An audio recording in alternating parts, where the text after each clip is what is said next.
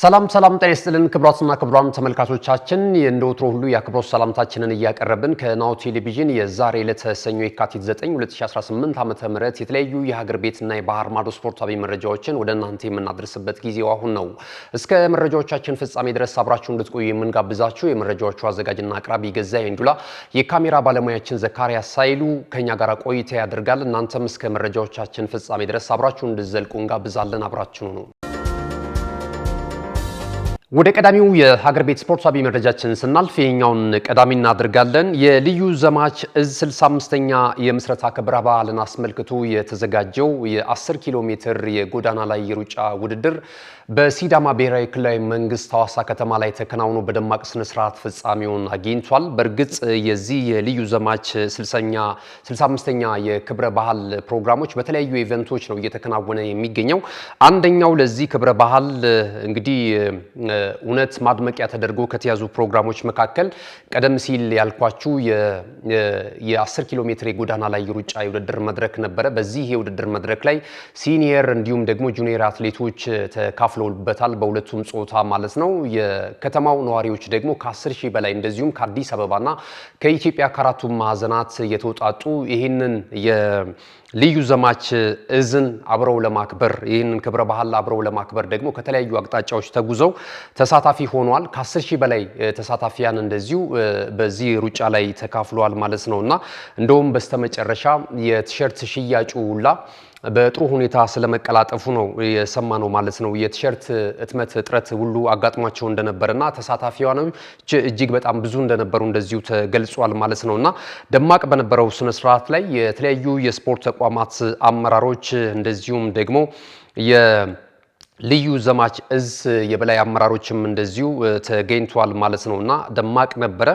በዚህ የውድድር መድረክ ላይ በወንዶች ቢኒያም መላክ ከጸደይ ባንክ በቀዳሚነት አጠናቋል።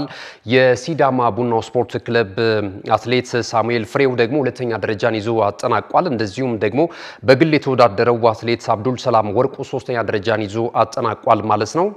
ከዚህ ባለፈ እንግዲህ በሴቶችም በተመሳሳይ ከኦሮሚያ ኮንስትራክሽን ኢንጂነሪንግ አትሌት ውድነሽ አለሙ በቀዳሚነት ስታጠናቀቅ የኢትዮ ኤሌክትሪኳ አትሌት ጽጌ ገብረሰላማ ደግሞ ሁለተኛ ደረጃን ይዛ አጠናቃለች። ዝማም ባራኪ በሶስተኝነት ውድድሯን ፈጽማለች ማለት ነው። አሁን እንግዲህ የሀገር መከላከያ ሰራዊት ከተቋቋመለት ዓላማ ጎን ለጎን ደግሞ ስፖርቱን በማበረታታትና በተለይ አትሌቶች ከውጪ ባልተናነሰ ጥሩ የሽልማት ክፍያ እንዲያገኙ እያደረገ ነው የሚገኘው። ከዚህ ቀደም አስታውሰው አየር ኃይል 9ኛ የምስረታ ክብረ በዓሉን በሚያከብርበት ጊዜ እንደዚሁ ግማሽ ሚሊዮን ብር ለአሸናፊ አትሌቶች የሽልማት ያበረከተበትን ሂደት እናስታውሳለን እና አሁን ላይ ተመሳሳይ ሽልማት ያበረከተበትን የውድድር መድረክ ነው ያከናወነው ማለት ነው። በዚህ የልዩ ዘማች እዝ 65ኛ ክብረ በዓል ላይም በተመሳሳይ በቀዳሚነት ውድድራቸውን ላጠናቀቁ በሁለቱም ጾታ አትሌቶች ግማሽ ሚሊዮን የኢትዮጵያ ብር አበርክቷል። ሁለተኛ ደረጃን ይዞ ያጠናቀቁ አትሌቶች ደግሞ ሩብ ሚሊዮን ብር፣ እንደዚሁም ደግሞ በሶስተኝነት ውድድራቸውን ያጠናቀቁ አትሌቶች 100 ሺህ ብር፣ 50 ሺህ ብርና 25 ሺህ ብር እያለ ከአንደኛ እስከ አምስተኛ ደረጃን ይዘው ያጠናቀቁ ኢትዮጵያን አትሌቶች ይህንን የሽልማት ገንዘብ ተቋዳሽ የሆኑበትን ሁኔታ ተመልክተናል። ልዩ በነበረው በዚህ የውድድር መድረክ መክፈቻ ላይ የተለያዩ መልእክቶች ተላልፈዋል። በተለይ የልዩ ዘማች እዝ አዛዥ ሌተናንት ጄኔራል ሹማ አብደታ እንደዚሁ መልእክታቸውን አስተላልፈዋል። ይህ የልዩ ዘማች እዝ እንግዲህ ከፍተኛ መስዋዕትነት በመክፈል ያለፉትን 60 ዓመታት ለሀገር መከታ ዋልታ ሆኖ እየቀጠለ ነው። ማህበረሰቡም ለዚህ የሚያደርገው ትብብር እጅግ በጣም ደስ የሚል ነው። በተለይ የሲዳማ ብሔራዊ ክልላዊ መንግስት ህዝቦችና ነዋሪዎችን እጅግ በጣም እናመሰግናለን። ሁልጊዜም ከሰራዊቱ ጎን በመሆን ሰራዊቱም በአንዳንድ ስራዎች ላይ እንደዚሁ በመሳተፍ ማህበራዊ ኃላፊነቱንም ጎን ለጎን እየተወጣ እንዳለ ነው እና በዚህም ኩራት እንደሚሰማቸው ነው። በቀጣይም ሀገር ከማስከበር ባለፈ ደግሞ የህዝቡን የተለያዩ ችግሮች አብሮ በጋራ በመስራት ማህበራዊ ተሳትፎን አጠናክሮ እንደሚቀጥል እንደዚሁ ገልጿል ማለት ነው። ከዚህ ህዝብ የሚገኙ በምድርም በሰማይም የሀገራቸውን ሉዓላዊነት ለማስከበር እንደዚሁ ቆርጠው የተነሱ ትልልቅ ባለሙያዎችን ትልልቅ ጀነራሎችን ያፈራ ህዝብ መሆኑን እንደዚሁ የገለጹበትን ሂደት ተመልክተናል ማለት ነው። ከዛ ባለፈ ደግሞ እንደዚሁ በቅርቡ የሐዋሳ ከተማ ከንቲባ በመሆን የተለያዩ ለውጦችን በማስመዝገብ ላይ የሚገኙት አቶ ጥራቱ በየነ የሐዋሳ ከተማ ከንቲባም መልእክታቸውን አስተላልፈዋል። ይህ የልዩ ዘማች እዝ 65ኛ ክብረ በዓሉን እዚህ ሐዋሳ ላይ ለማድረግ ስለፈቀደ እጅግ በጣም እናመሰግናለን፣ ክብርም ይሰማናልና አብረን በቀጣይም የተለያዩ ስራዎችን እንሰራለን የሚሉ ሀሳቦችን ገልጿል። እንግዲህ ሐዋሳ እንደሌሎች የክልል ከተሞች ሁሉ የኮሪደር ልማትን እያቀላጠፈች ትገኛለች። የተወሰኑ መፈራረሶች ተመልክተናልና በእድሳት ላይ ነው የምትገኘው። የተጠናቀቁ መንገዶችንም እንደዚሁ ተመልክተናልና ከዚህ ቀደምም እንግዲህ በክልል ከሚገኙ እጅግ በጣም ውብ ከሚባሉ ከተሞች መካከል አንደኛዋ ሐዋሳ መሆኗ ይታወቃልና የበለጠ ደግሞ አሁን ላይ በእድሳት ላይ በግንባታ ላይ ትገኛለች። እንግዲህ በቀጣይ ደግሞ አልቆ የበለጠ የቱሪስት መዳረሻ በፊቱ እንደምትሆን ተስፋ እናደርጋለን። በዚህ የውድድር መድረክ የተሳካ እንዲሆን በተለይ የመገናኛ ብዙሃን የሚዲያ ባለሙያዎች መረጃውን ለስፖርት ቤተሰቡ በተሳካ ሁኔታ እንዲያደርሱ ደግሞ እንደዚሁ አስተዋጽኦ ሲያበረክቱ የነበሩ የሰራዊቱ አባላቶች አሉ። በተለይ ቀደም ሲል እንዳልኳችሁ የሚዲያውን ጉዳይ ፋሲሊቴት በማድረግ እንደዚሁ ትልቅ ስራ ሲሰሩ የነበሩ የሰራዊቱ አባላቶች አሉ። ኮሎኔል ሀብታሙ፣ ኮሎኔል ሌሊሳ በቀለ፣ ኮሎኔል አብርሃ አባይ እንግዲህ ለሚዲያው ባለሙያዎች የነበራችሁን አክብሮትና አብራችሁን መረጃውን እንድናደርስ ደግሞ እንግዲህ እገዛ ስላደረጋችሁልን እጅግ በጣም እናመሰግናለን። እንግዲህ በውድድር መድረኩ ፍጻሜ ላይ ከናሁ ቴሌቪዥን ጋር ቆይታ ያደረጉ አትሌቶች አሉ። ውድድሩን አስመልክተው በተለይ ደግሞ የዚህን የልዩ ዘማች እዝ 65ኛ ክብረ በዓልን መሰረት በማድረግ በተዘጋጀው የውድድር መድረክ ላይ ዓላማውን በተመለከተ በውድድሩ ላይ ያስመዘገቡትን ውጤት በተመለከተ የተወሰኑ ሀሳቦችን ተጋርተን እንመለሳለን። አብራችሁ ነው። ስሜ ሚሊዮን አካሉ ይባላል። ከመጣሁት ከአዲስ አበባ በጣም ደስ ትላለች ሐዋሳ። ውድድሩም ደግሞ ደስ ይላል። በጣም ነው ደስ ያለኝ። በጣም ሐዋሳ ፍቅር እንደሆነች በአይኔ ነው ያየኋት። በጣም ነው የምትመቸኝ። በቃ በዚህ ነው ውድድሩንም ያው በትንሹም ጨርሼዋለሁ። ያው ውጤቱ ቀጣይ እንደማሻሽል ተስፋ አደርጋለሁ። የሸገር ሲቲ አትሌት ነኝ እና ይሄን ውድድር በማግኘቴ በጣም ደስ ብሎኛል። የመከላከያዎች የሀገር ኩራቶች የተገኙበት ውድድር ነውና በጣም ደስ ብሎኛል። ከነሱ ጋር በማክበር ይሄን በዓል በጣም ደስ ብሎኛል። ውድድሩ በጣም ፈታኝ ነበር። እስከ መጨረሻው እስከ ፊኒሽንግ ድረስ ሁሉም ሰው አልተላቀቀም ነበር። የኔ ዛሬ ውድድር በጣም ፈትኖኛል፣ ግን እንደዚያም ሆኖ በማሸነፌ ደስ ብሎኛል። ያው የመከላከያ 65ኛ ዓመት ነው። የዚህ ውድድር ተሳታፊ ሆኜ አሸናፊ በመሆኔ እንደ ሀገር ደስ የሚል ስሜት ነው። በቃ ያው ደስ ብሎኛል። ዓላማው በጣም ደስ የሚል ነው። ያው ልዩ ኃይላችን ሀገራችንን የሚደግፍ ሀገራችንን የሚጠብቅ ዳር ድንበሩን የሚያስከብር ነውና ከነሱ ጋር አብረን ደግሞ ደስታቸውን በመካፈላችን ይህንን ቀን በመዘከራችን ዓላማው በጣም ደስ የሚል ነው። ቀጣይነት መኖር አለበት ነው የምለው ያለሁት። ምክንያቱም 10,000 እና 5,000 እየጠፋ ስለሆነ ቀጣይነት መኖር አለበት ነው የምለው። ለምን እዚህ ላይ ነው ሰው የሚገኘው። ይሄን ጠብቆ ነው ሰው የሚሮጣው። አሁን በኢትዮጵያ አንደኛው ውድድር ይሄ ነው በአሁኑ ሰዓት። በጣም ውድድር በጣም ጥሩ ነው። በጣም ደስ ይላል። እኔ 10 ኪሎ ሜትር አሁን ሁለተኛ ዓመቴ ነው መሮጥ የጀመርኩት። በጣም ጥሩ ነው። እዚህ እንደመጣሁት በጣም ጥሩ ሰዓት ሮጫለሁ። በጣም አየሩም አገሩም በጣም እንደሚያምር ነው። ካዮን ሳ በሬዳ አካንዋት ትፉም ነየና ካዮን ሳ አሪፍ አካን ነው ማጥፉን ማለት ዋራቀነስ ነው ማለት አየሩ ዴራ ወዲ ሲሞሊ እንደሚያኑለ እትም ያባቹ በጣም አሪፍ ነው። እኛ በመስሪያ ቤት በኩል ስለመጣ በጣም አሪፍ ነው። በጣም ወደነዋል። በጣም ተመችቶናል። ደግሞ መከላከያ ሰራዊታችንን ለመደገፍ ስለሆነ ኃይልም ጉልበትም ስለሆነልን በጣም ደስ ብሎናል። ምንም ሌላ በጣም ብዙ ዋጋ እየከፈሉልን ስለነበሩ እቺ ቀን ስታንሳቸው ነው ለነሱ በጣም ደስ በሚል ሁኔታ ነው የጨረስነው። አመሰግናለሁ። ስሜ መሰረታዊ ወታደር ደረጀ ከተማ እባላለሁ። እኔ ከመጣሁ ከብላቴ ግብ የልዩ ዘመቻ እዝ ላይ ነው። የኮማንዶ ሰልጣኝ ነኝ እና በጣም ጥሩ ነው። ዛሬ በጣም ደስተኛ ነኝ። በጣም ደስ ብሎኛል።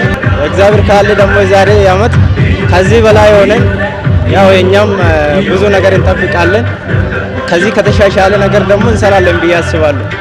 ተመልሰናል። ወደ ሌላኛው የሀገር ቤት ስፖርታዊ መረጃችን ስናልፍ ደግሞ የቮሊቦል ስፖርትን ነው የምናገኘው። የ2018 ዓ.ም የውድድር ዘመን የኢትዮጵያ ቮሊቦል ፕሪሚየር ሊግ የወንዶች አንደኛ ዙር የማጠቃለያ ውድድር በወላይታ ሶዶ ስቴዲየም እየተከናወነ ነው የሚገኘው። ትላንት የተደረጉ የወንዶች አንደኛ ዙር የፍጻሜ ማጠቃለያ ውድድሮች እንደዚሁ ተከናውኗል።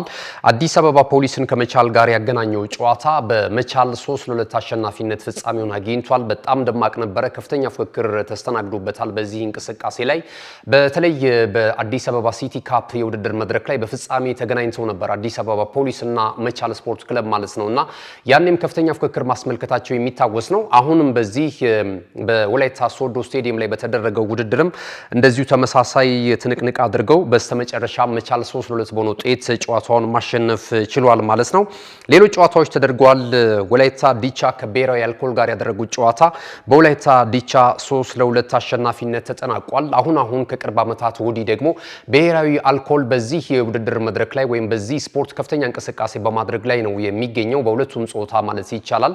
ወላይታ ዲቻ ግን ትላንት በደጋፊዎቹ ፊት ወይም ደግሞ በስቴዲየሙ ዙሪያ የበለጠ አብላጫ ደጋፊዎችን ይዞ ባደረገው እንቅስቃሴ ላይ 3-2 በሆነ ውጤት አሸናፊነት ተጠናቋል ማለት ነው። በወላይታ ዲቻ አሸናፊነት በስቴዲየሙም በርካታ በአንጻራዊነት በርከት ያሉ ደጋፊዎች እንደዚሁ ይህንን ጨዋታ ስለመከታተላቸው ከስፍራ ያገኘነው መረጃ ያመለክታል ማለት ነው። ክቡራትና ክቡራን ተመልካቾቻችን መረጃዎቻችን ቀጥለዋል። እንግዲህ የሀገር ቤት ስፖርታዊ መረጃዎቻችን እዚህ ላይ ገታ እናደርጋለን። ስንመለስ በቀጥታ ወደ ባህር ማዶ ስፖርታዊ ጉዳዮቻችን ነው የምናቀናው። አሁንም ናሁ ቴሌቪዥን ምርጫችሁ አድርጋችሁ ናሁ ስፖርቱን እየተከታተላችሁ ስላላችሁ እጅግ በጣም እናመሰግናለን። መልእክቶች ይኖሩናል። መልእክቶቹን ተከታትለን እንመለስ። ካሽጎ በየትኛውም ዓለም ሆነው በማንኛውም ሰዓት ለወገኑ የሚደርሱበት ፈጣን የገንዘብ መላኪያ ተከፈተሎ። ማስተርና ቪዛ ካርዶን በመጠቀም ከ5 እስከ 20 ዶላር የሚልኩበት አዲስ የገንዘብ መላኪያ መንገድ። ካሽጎን ለየት የሚያደርገው የትኛውም የገንዘብ ዝውውር በፍጥነት አገልግሎት ከመስጠቱም ባሻገር ለማንኛውም አገልግሎት ምንም አይነት ክፍያ አለመጠየቁ ነው። በሀገራችን ታሪክ ገንዘብን ከውጪ ወደ ሀገር ቤት በማስተላለፍ በመተግበሪያ መልክ አገልግሎት መስጠት የጀመረው የመጀመሪያው ሀገር በቀል የገንዘብ መላኪያ ዘዴ ካሽጎ ከ4500 በላይ ባሉ የባንክ ቅርንጫፎች አገልግሎት እየሰጠ ይገኛል። ገንዘቦን በሰኮንዶች ልዩነት ውስጥ ይፈልጉ በአካውንቶ ወይንም በእጆ ቆጥረው የሚወስዱበት ልዩ ዘዴ። በቅርቡ ሁሉንም ኢትዮጵያዊ ባለቤት ለማድረግ ጉዞ የጀመረው ካሽጎ ዛሬውኑ መተግበሪያውን በስልኮ ላይ በመጫን የአገልግሎቱ ተጠቃሚ ሆኑ። ፍጥነት መለያችን፣ ኢትዮጵያን መክፈቻችን፣ ካሽጎ ነው መላኪያችን። ካሽጎ የአዲሱ ትውልድ ብራንድ። ተመልሰናል። ክቡራትና ክቡራን ተመልካቾቻችን ይህ ናሁ ቴሌቪዥን ነው። ናሁ ስፖርትን በመከታተል ላይ ትገኛላችሁ። የዕለተ ሰኞ መሰናዷችንን ቀደም ሲል የሀገር ቤት ስፖርታዊ መረጃዎችን ወደ እናንተ አደርሰናል። ከዚህ ሰዓት ጀምረን ደግሞ ከባህር ማዶ የተለያዩ የወሬ ምንጮች ያገኘናቸውን ስፖርታዊ መረጃዎች ወደ እናንተ እያደረስን ነው ቆይታ የምናደርገው። ቀዳሚም የምናደርገው እንግዲህ የእንግሊዝ ኤፍኤ ካፕ አንጋፋውን የውድድር መድረክ ነው። የአራተኛ ዙር ጨዋታዎች ከትላንትና በስቲያ ምሽት ጀምረው እየተከናወኑ ነው የሚገኙት። ዛሬ ምሽትም አንድ ጨዋታ ይከናወናል። በቀጣይም እንደዚሁ ማርች 3 ደግሞ የመጨረሻው የአራተኛ ዙር ጨዋታ የሚከናወን ነው የሚሆነው። ትልልቆቹ ቡድኖች ድል ቀንተዋቸዋል። እንደነ ቼልሲ፣ ሊቨርፑል፣ አርሰናል፣ ማንቸስተር ሲቲ ተጋጣሚዎቻቸውን በማሸነፍ ወደ ቀጣዩ አራተኛ ዙር ማለፋቸው እንደዚሁ ወደ አምስተኛ ዙር ማለፋቸው እንደዚሁ ያረጋገጡበትን ውጤት ነው ማስመዝገብ የቻሉት ማለት ነው። ትላንት በነበሩ ጨዋታዎች እንግዲህ የነበሩትን ውጤቶች እና የእንቅስቃሴዎቹን እንመልከት። ትላንት ምሽት ላይ የተደረገው ጨዋታ የበርካታ የእግር ኳሱን ቤተሰቦች ቀልብ ስቦ ነበረ። የሰሜን ለንደኑ ክለብ አርሰናል በሜዳው ኤምሬትስ ስቴዲየም ዊጋን አትሌቲክን አስተናግዶ ነበረ። በጨዋታው እንቅስቃሴ እንግዲህ አስቀድሞ በነበረው የመጀመሪያው ፈርስት ሃፍ ላይ ነው ወሳኙን ግቦች በማስቆጠር እንደዚሁ ውጤቱን ማስመዝገብ የቻለው ማለት ይቻላል። በመጀመሪያው የእንቅስቃሴ ላይ እንግዲህ የተለያዩ ለውጦችን ማድረግ ችሏል። አሰልጣኝ ሚካኤል አርቴታ በቋሚ አሰላለፍ ውስጥ ይዞ የገባቸውን ተጫዋቾች ተመልክተናል። በተለይ የሪካርዶ ካላፊዮሪ ጉዳይ አነጋጋሪ ነበረ። በልምምድ ላይ ያለ ወደ ሜዳ ለመግባት ትንሽ ደቂቃ ሲቀራቸው ነው ጉዳት አስተናግዶ ከጨዋታው ስብስብ ውጪ የሆነው። በቦታው ላይ እንግዲህ ቡካዮ ሳካ ተጠባባቂ ወንበር ላይ ነበር ስሙ ተመዝግቦ የነበረው። ነገር ግን የካላፊዮሪ ወደ ሜዳ ለመግባትን ተከትሎ በቋሚ አሰላለፍ ውስጥ እንደዚሁ ቡካዮ ሳካ የተካተተበትን ሂደት ተመልክተናል። ትላንት የነበረውን ሚና እንደዚሁ ተመልክተናል። ቡካዮ ሳካ በቀኝ መስመር እንደሚጫወት ይታወቃል፣ ዊንግ ላይ ማለት ነው። አሁን ላይ ግን ትላንት በነበረው እንቅስቃሴ የአማካኝ ስፍራ ሚና ተሰጥቶት እንደዚሁ ሲጫወት እንደነበረም ተመልክተናል። ቡካዮ ሳካ እንግዲህ አሁን ላይ በስተመጨረሻ በተደረጉ ጨዋታዎች ላይ በእርግጥ ጉዳት ያለበት ተጫዋች ነው። ግን በዚህ ዓመት ያን ያህል ከቡካዮ ሳካ የሚጠበቀውን ግልጋሎት አርሰናል እያገኘ ነው ለማለት አይቻልም። ብዙዎችም በጣም ኮምፕሌን እያቀረቡ ነው የሚገኙት ደጋፊዎች ማለት ነው። በእርግጥ የቡካዮ ሳካ ሚና እንግዲህ የሚዘነጋ አይደለም። ለአርሰናል እዚህ መድረስ ገና ወጣት ሳለ ተጫዋቹ የሚያደርጋቸው እንቅስቃሴዎች ከእድሜው በላይ አርሰናልን እያገለገለ እንደነበረ እንግዲህ ብዙዎች ሲያሞካሹት ነበረ። አንዳንድ ጊዜ እንግዲህ ከዕለታዊ ፐርፎርማንስ ጋር በተያያዘ ከጨዋታ መደራረብ ጋርም በተያያዘ ተጫዋቹ የቀድሞ ብቃቱን እያገኘ እንዳልሆነ ነው እንግዲህ ብዙዎች እየገለጹ የሚገኙት ማለት ነውና ትላንት በነበረው ሚና የአማካኝ ስፍራ ላይ ተበልጧል። በነ ኤቤሬቺ ኤዜን የመሳሰሉ ተጫዋቾች እነ ክሪስቲያን ኦዴጋርድ የመሳሰሉ ተጫዋቾች እንግዲህ ይህንን እንቅስቃሴ ሲያደርጉ ተመልክተናል ማለት ነውና ክሪስቲያን ኖርጋርድም በትላንቱ እንቅስቃሴ ላይ ለጎል የሆኑ ኳሶችንም እንደዚሁ አመቻችቶ ሲያቀብል የነበረበትን ሂደት ተመልክተናልና ቡካዮ ሳካ ያን ያህል ምቾት አልተሰማውም በትላንቱም እንቅስቃሴ ላይ ከቦታው ሽፍት አድርጎ በተጫወተበት አጋጣሚ ማለት ነውና ሚናውም ያን ያህል ነበር ማለት ይቻላል።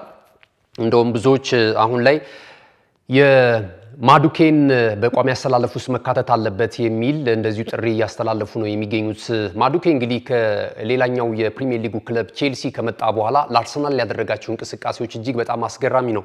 ብዙዎች እንግዲህ የዚህን ተጫዋች ወደ አርሰናል መምጣት ሲቃወሙ የነበረበትን አጋጣሚ ተመልክተናል። እንደውም ፒቲሽን ጭምር ሲሰባሰብበት ነበር፣ ለአርሰናል አይመጥንም የሚል ማለት ነው። ነገር ግን ተጫዋቹ ምን አይነት አቅም እንዳለው ከቼልሲ ቤት መጥቶ አርሰናልን በተቀላቀለበት ጥቂት ጊዜያት ውስጥ ማስመስከር ችሏል እና ብዙም ጊዜ አልፈጀበትም። ትላንት በነበረውም ጨዋታ ላይ የመጀመሪያውን ግብ ከመረብ በማሳረፍ መድፈኞቹ የግብ አካውንታቸውን እንዲከፍቱ አስችሏቸዋል ማለት ነው። ከዚህ ቀደም እንግዲህ ከብሬንፎርድ ሲቲ ጋር በነበረውም የሊግ ጨዋታ ላይ ብቸኛውን ግብ ማስቆጠሩ የሚታወስ ነውና በተከታታይ ጨዋታዎች ላይ ጎል ማስቆጠር ችሏል። በቡድን ላይ ያለውም እንቅስቃሴ እጅግ በጣም አስገራሚ ነውና ቀጣይ ምናልባት ቡካዮ ሳካን ሊያስቀምጠው ይችላል የሚሉ መረጃዎች እየተበራከቱ ነው የሚገኙት። እንደዚህ አይነት ድምጾችንም ከአርሰናል ደጋፊዎች እየሰማን ነው የምንገኘውና ይህ እንግሊዛዊ ኢንተርናሽናል በጣም አስገራሚ የውድድር ዓመትን ከአርሰናል ጋር በማሳለፍ ላይ ነው የሚገኘው። እንግዲህ ሳይጠበቅ ይህንን የቡካዮ ሳካን ቦታ ይወርሳል እየተባለ ነው የሚገኘውና እዚህ ላይ ሀሳብ ካላችሁ ልሰጡበት ትችላላችሁ። አሁናዊ ቁመናቸውን ከተመለከትን ወይም አሁናዊ ፐርፎርማንሳቸውን ከተመለከትን ከኖኒ ማዱኬ ከቡካዮ ሳካ ይልቅ የኑኒ ማዱኬ እንቅስቃሴ የተሻለ ነውና በቋሚ አሰላለፍ ውስጥ መካተት አለበት የሚሉ እንደዚሁ ድምጾች እየተሰሙና እየተበራከቱ ነው የሚገኙት። እዚህ ጋር ምን ትላላችሁ ደጋፊዎች? ማን ቢሰለፍ ይችላል? በቋሚ አሰላለፍ ውስጥ ማን መካተት አለበት ብላችሁ ታስባላችሁ? ኑኒ ማዱኬ ወይስ ደግሞ ቡካዮ ሳካ የሚለውን ሀሳብ ብትሰጡበት ብለናል። ትላንት በነበረው እንቅስቃሴ ላይ አሰልጣኝ ሚካኤል አርቴታ እንግዲህ ወጣቶችንም እድል የሰጠበትን አጋጣሚ እንደዚሁ ተመልክተናል። ግብ ጠባቂው ቶሚ ሴትፎርድ እንደዚሁ ተቀይሮ የገባበትን አጋጣሚ ተመልክተናል። በእርግጥ በዚህ እንቅስቃሴ ላይ በቋሚ አሰላለፍ ውስጥ የገባው ሁለተኛው ግብ ጠባቂ ኬፓ አሪዛባላጋ እንደነበር እናስታውሳለን። ትላንትና እንግዲህ ሻሽ አድርጎ ነው ከባለቤቱ ጋር ጎን ለጎን ሆኖ የተመለከትነው ተጫዋቹ የዋናው ግብ ጠባቂ ዳቪድ ራያ ማለት ነው። የአርሰናል የኋላ ደጀን ነው የሚባለው፣ ብዙ ኳሶችን በማምከን የሚታወቀው በተከታታይ 2 ዓመታት የፕሪሚየር ሊጉ እንደዚሁ ኮከብ ግብ ጠባቂ ተብሎ የተመለከትነው ማለት ነው። ትላንት ረፍት ተሰጥቶታል። ኳሱን በኩራት ሲመለከት አይተነዋል። ከዛ በዘለለ ግን ኬፓ አሪዛባላጋ ነው የግብ ጠባቂውን ሚና በቋሚ አሰላለፍ ውስጥ ሆኖ የተመለከትነው። ትላንት በነበረው እንቅስቃሴ እንግዲህ ቶሚ እንደዚሁ ሴትፎርድ ተቀይሮ ገብቷል። ይህ ወጣት ግብ ጠባቂ ማለት ነው። እንደዚሁ እንደነ ማሪ ሳልማን የመሳሰሉ የተከላካይ ስፍራ ተጫዋቾችም ተቀይረው ገብቷል። ይህም 16 ዓመቱ ነው። ይህም ወጣት ተጫዋች ዊሊያም ሳሊባን ቀይሮ ሴንተር ባክ ላይ እንደዚሁ ተሰልፎ የተጫወተበትን ሂደት ተመልክተናል ማለት ነው። አርሰናል እንግዲህ ትላንት ድል ማድረጉን ተከትሎ ከ2019-20 በኋላ ለመጀመሪያ ጊዜ በእንግሊዝ ኤፍኤ ካፕ የውድድር መድረክ 5ኛ ዙርን መቀላቀል ችሏል። በዛ የውድድር ዓመት የመድረኩን የዋንጫ ክብር ማሳካቱን እናስታውሳለን። እንግዲህ በዚህ እንቅስቃሴ ላይ ማለት ነው አሁን ዘለግ ካሉ አመታቶች በኋላ ይህንን የውድድር መድረክ እንደዚህ ወደ 5ኛ ዙር አመርቷል።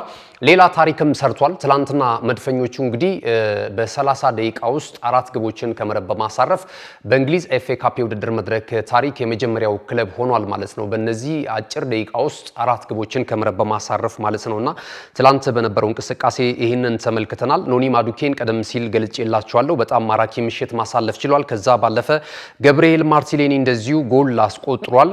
እንደዚሁም ደግሞ በተጨማሪ ገብርኤል ጄሱስ ጎል አስቆጥሯል። ሌላኛውን ሃንት ነው በራሱ ግብ ላይ ጎል ማስቆጠር የቻለው ማለት ነው። በጥቅሉ ግን አርሰናል 4-0 በሆነ ውጤት ጨዋታውን ድል ማድረግ ችሏል። ትላንት በነበረው እንቅስቃሴ ገብርኤል ማርቲኔሊ በውድድር ዓመቱ 11ኛ ግቡን ነው ከመረብ ማሳረፍ የቻለው።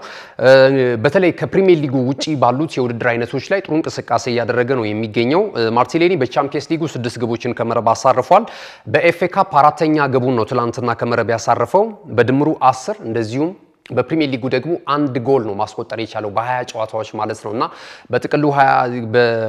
በጥቅሉ ወደ 11 ግቦችን ከመረብ በማሳረፍ የአርሰናል እግር ኳስ ክለብ የውድድር ዓመቱ ከፍተኛ ጎል አስቆጣሪ ትራክን እንደዚሁ እየመራ ነው የሚገኘው ማለት ነው። በአንዳንድ አጋጣሚዎች ይሄ ተጫዋች የሚያመክናቸው ኳሶች የአርሰናል ደጋፊዎች ቢያበሳጭም ባለፈው የብሬንፎርድ ሲቲ ባለቀ ደቂቃ ያገኛትን አጋጣሚ ወደ ጎል መቆየር ተስኖት እንግዲህ አርሰናል ሙሉ 3 ነጥብ ማሳካት የሚችልበትን እድል እንዳመከነ እናስታውሳለን እና በዚህ እንቅስቃሴ ላይም እንግዲህ ወደ ጎል አግቢነቱ ተመልሷል ማለት ነው። ትሮሳርድም ተቀይሮ ከገባ በኋላ ጥሩ እንቅስቃሴ ማድረግ ችሏል። በተለይ በግራ መስመር ላይ የአርሰናል የዊጋን አትሌቲክ የተከላካይ ስፍራ ተጫዋቾችን ሲያምስ የነበረበትን ምሽትና አጋጣሚዎች እንደዚሁ አይተናል። ሌላኛው ከሰሞኑ በነበረው እንቅስቃሴ ላይ በጣም ውግዘት ሲያስተናግድ የነበረው እንደዚሁም ብዙ ተቃውሞዎችና ድምጾች የተበራከቱበት እንግሊዛዊ ኢንተርናሽናል ኤቤሬቺ ኤዜም በትላንቱ እንቅስቃሴ ላይ የ2 ለጎል የሆኑ ኳሶችን ለቡድን አጋሮቹ እንደዚሁ አመቻችቶ ማቀበል ችሏልና ትላንት ምሽት እጅግ በጣም ድንቅ ነበር ማለት ይቻላል። ወደ ቀድሞ ታላቅነቱ የተመለሰበትን ምሽት ነው ማሳለፍ የቻለው። 2 ለጎል የሆኑ ኳሶችን አመቻችቶ ማቀበል ችሏል። ራሱም ማስቆጠር የሚችልበትን አጋጣሚ በተለያዩ ሁኔታዎች መፍጠር ችሎ ነበር። የተለያዩ ቅጣት ምቶችንም እንደዚሁ ሲመታ ተመልክተናል በትላንቱ እንቅስቃሴ እና አሰልጣኝ ሚካኤል አርቴታ ተስፋ አይቆርጥም። ብዙ ጊዜ በተጫዋቾች ተደጋጋሚ ድሎችን ይሰጣል። ጂኦኬሬሽን መመልከት እንችላለን። ጥሩ ባልሆነባቸው እንቅስቃሴዎች ሁሉ እስከ መጨረሻው ድረስ እየታገዘ ወደ ቀድሞ ብቃታቸው እንዲመጡ ከተጫዋቾቹ ጎን ሲሆን ተመልክተናል። አንዳንድ ጊዜም እንዲህ አይነት አካሄድን በሚከተልበት ሰዓት ላይ በጣም ሲበዛ ከደጋፊዎችን ወቀሳ ሲያስተናግድ ተመልክተናል። ከዚህ ቀደም የካይ ሃቨርትስን ጉዳይ አይተናል። ካይ ሃቨርትስም እንደዚሁ በተመሳሳይ ወደ 60 ሚሊዮን ፓውንድ ድረስ ወጪ ተደርጎበት ከቼልሲ ወደ አርሰናል ሲመጣ ብዙ የአርሰናል ደጋፊዎች ደስተኛ አልነበሩም።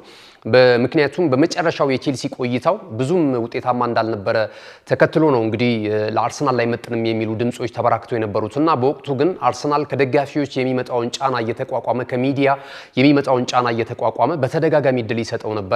አሁን ላለበት ታላቅነቱ አብቅቶታልና ተጫዋቹ አሁን የአርሰናሎች የፊት መስመር አይን ከሚባሉ ተጫዋቾች መካከል አንደኛው ነው። ካይ ሃቨርትስ ምንም እንኳን ጉዳት እያጠቃው የሚገኝ ተጫዋች ቢሆንም ማለት ነውና በተመሳሳይ እንደዚሁ ኤቤሬቺ ኤዜም ከሰሞኑ የገጠመውን ውግዘት እንደዚሁ እየተቋቋመ እድሎች እየሰጠው ይገኛል። ትላንት በነበረው እንቅስቃሴ ግን ትልቅ ተስፋ ሰጪ ጨዋታ ማድረግ ነው የቻለው። በትላንቱ እንቅስቃሴ እንግዲህ አርሰናል በቀጣይ የ5ኛ ዙር ጨዋታ ላይ ከማን ጋር ይደርሷል የሚለው ምሽት ላይ ነው ጨዋታዎች የሚደረጉት። እስካሁን ድረስ በርከት ያሉ የሻምፒዮንሺፕ ተሳታፊ ክለቦችም ወደ 5ኛው ዙር ማለፋቸውን ተመልክተናል። እንደነ ራክሳም እንደዚሁም ኖርዊች ሲቲን፣ ሳውዝሃምፕተንን፣ ማንስፊልድን ታውን እንደዚሁ መመልከት እንችላለን። ወደ 5 የሚደርሱ ክለቦች ወደ ቀጣዩ ዙር ያለፉበትን እንቅስቃሴ ተመልክተናል። ቀጣይ ምናልባት ከዚህ በላይም ቁጥራቸው ሊሆን ይችላል። ቼልሲ እንደዚህ፣ ዌስትሃም ዩናይትድ፣ ሳውዝሃምፕተን፣ ማንስፊልድ ታውን፣ ማንቸስተር ሲቲ፣ ኒውካስል ዩናይትድ፣ ሊቨርፑል፣ ሊድስ ዩናይትድ፣ ኦልቨርሃምፕተን ወንደረርስ፣ ፉልሃም፣ ሰንደርላንድ እና አርሰናል ወደ 5ኛው ዙር ያለፉ ክለቦች ሆነዋል። ዛሬ ምሽት አንድ ጨዋታ ይደረጋል። ማክሌስፊልድ ከብሬንፎርድ ሲቲ ጋር ምሽት 4:30 ላይ ጨዋታቸውን ያደርጋሉ። ፖርት ቫሌ እንደዚሁ ከብሪስቶን ሲቲ ደግሞ ማርች 3 ላይ ጨዋታቸውን ያከናውናሉ። ምሽት ላይ ቀደም ሲል እንደገለጽኩላችሁ ዛሬ ምሽት የአምስተኛው ዙር የዕጣ ድልድል እንደዚሁ ማን ከማን ይደርሰዋል የሚለው ነገር ይፋ ይደረጋል ማለት ነው። ወደ ሌሎች መረጃዎቻችን እንለፍ። የስፔን ላሊጋ እንደዚሁ ከፍተኛ ፍክክርን እያስመለከተ ነው የሚገኘው። በሳምንቱ መጨረሻ ቀናት የተለያዩ ጨዋታዎች ተከናውነዋል። ሪያል ማድሪድ ከሪያል ሶሴዳድ ጋር ያደረገውን ጨዋታ በሪያል ማድሪድ 4-1 አሸናፊነት ፍጻሜውን አግኝቷል።